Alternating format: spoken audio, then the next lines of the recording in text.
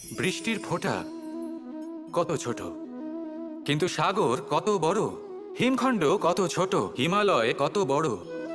কত পার্থক্য আছে দেখুন, দশরথ পুত্র রাম আর শ্রীরাম।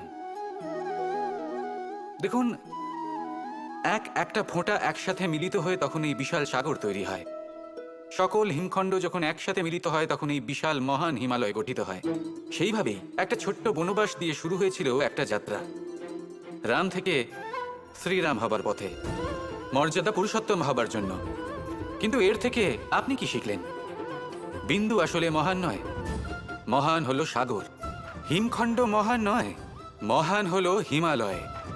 অর্থাৎ কোনো মহান কাজ করার জন্য বা মহান হবার জন্য আপনাকে আরম্ভ করতে হবে ছোট থেকে।